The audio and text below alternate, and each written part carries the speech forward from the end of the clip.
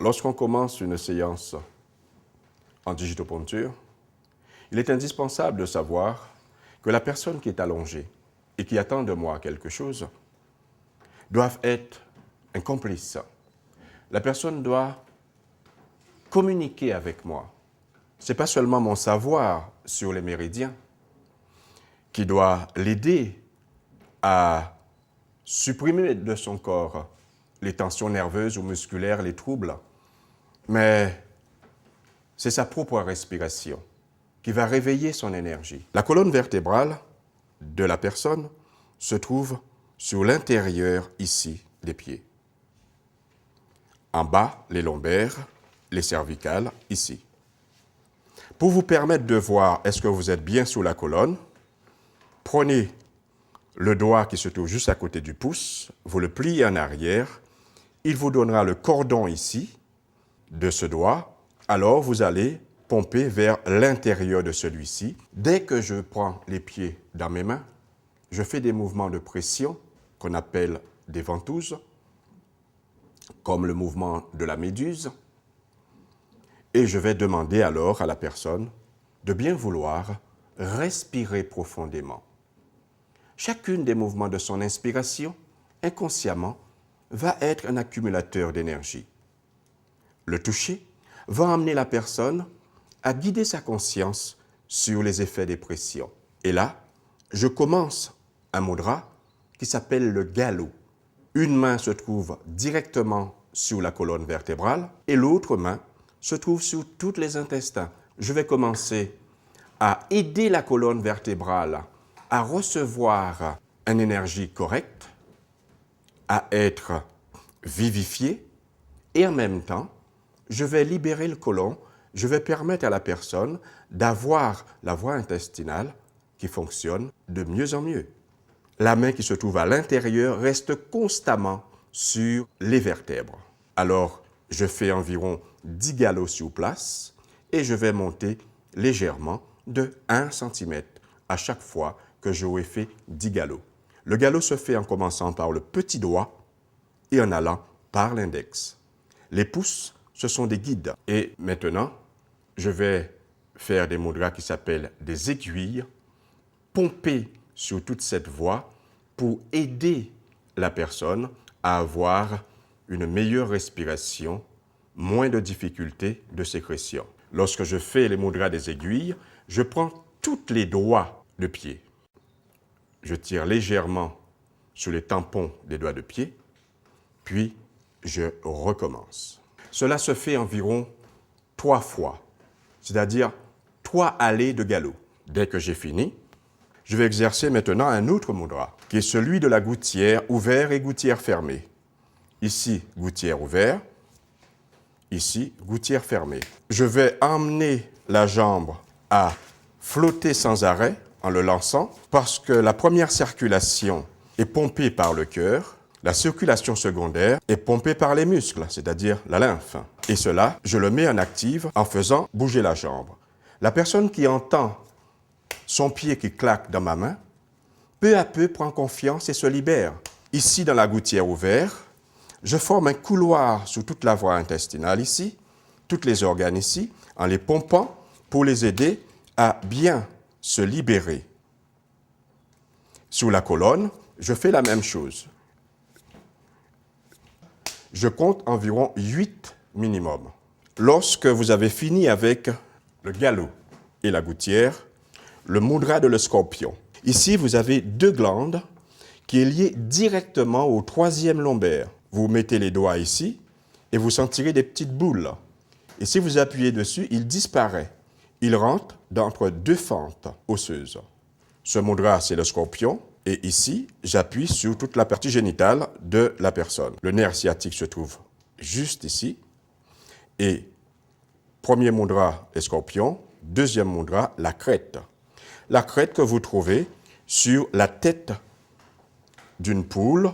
Je vais travailler sur la vésicule biliaire, aider la personne à avoir un meilleur état de digestion. Ensuite, je vais passer marteau. Je peux faire un marteau roulé avec une main, puis 2 mains. Maintenant, un autre mudra, le mudra du poisson, qui est valable, très recommandé pour les jambes lourdes, les retenues d'eau. Quand ceci est fait, vous pouvez faire un autre mudra, mudra de ventouse.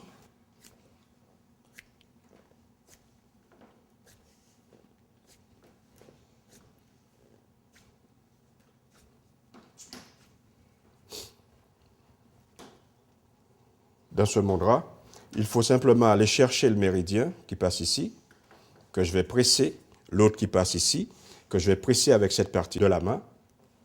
Je vais le presser et amener vers le haut. Je prends avec l'autre main seulement quand je vais lâcher celui-ci.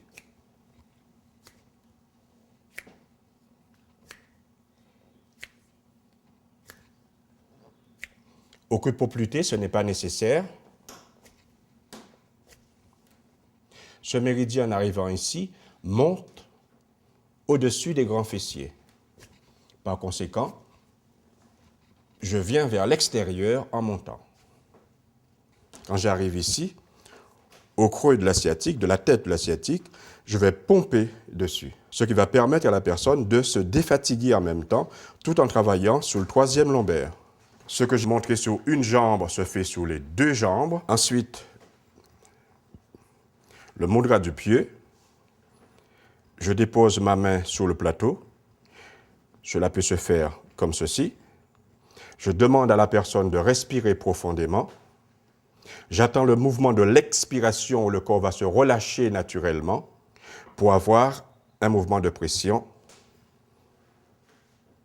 qui va permettre à la colonne vertébrale de s'aérer au niveau lombaire, L4, L3.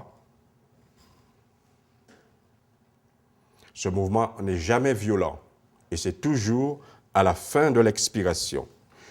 La pression est exercée aux 3/4 du mouvement de l'expiration. Puis quand c'est terminé, un autre mudra qui s'appelle le kololo. Avec les pouces face à face, je pousse tout simplement. Les autres doigts vont seulement ramener la peau, ce qui le fait rouler. Là, j'exerce sans corps gras, mais normalement, cela se fait avec de l'huile.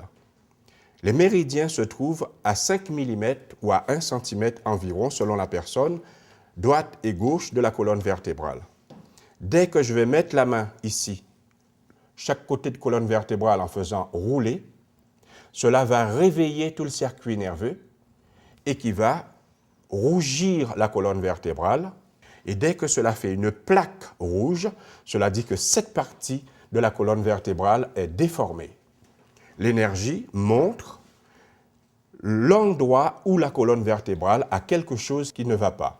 En faisant ce mudra, je vais alimenter la colonne vertébrale en énergie pour que le corps puisse réveiller son propre autodéfense et enlever le mal, soulager le corps.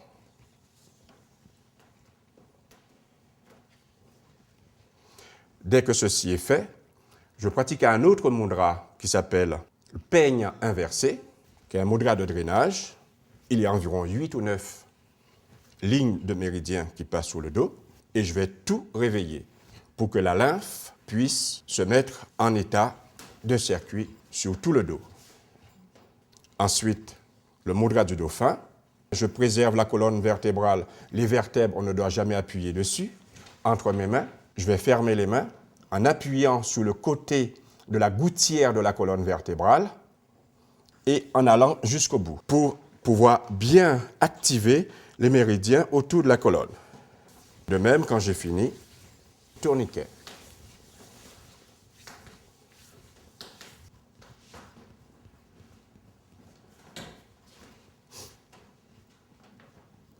Ce mudra, c'est le mudra de l'araignée. Lorsque je fais ce mudra, je m'applique à suivre les ouvertures de méridiens et je laisse les autres doigts parcourir la totalité, l'extérieur de la gouttière. Il est préférable, lorsqu'on a terminé une séance, de finir toujours avec des mudras de drainage, comme le palmier ou alors le râteau. Le râteau, c'est me mettre debout sous la tête de la personne et avoir ce mouvement de bras. avec tout ce mouvement, le dos de la personne, lorsqu'on a terminé, doit devenir brûlant, qui fait que le corps maintenant va tout doucement rééquilibrer son énergie pour que la personne puisse avoir un dos supportable, quelque chose qui ne le contrarie pas. La digitoponcture, quelle que soit la séance, fait une chose, c'est rééquilibrer l'énergie dans le corps. Régler l'horloge du sommeil, l'horloge de la digestion, de mettre en place de manière correcte toutes les horloges du corps. La digitoponcture ne guérit pas, il aide le corps à se soigner, à se rééquilibrer tout simplement. N'importe qui peut pratiquer la digitoponcture. Pour les enfants, c'est même recommandé. Ça va les permettre de prendre conscience de leur corps, d'apprendre ce qu'ils perdent rapidement, le toucher, parce que la digitoponcture réveille systématiquement toutes les vibrations de la personne qui est ici.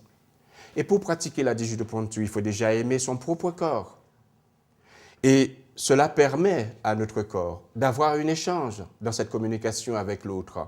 Et pour un enfant, c'est quelque chose d'essentiel. Ça l'aide à nourrir et à soutenir ses supports pour avoir confiance en soi.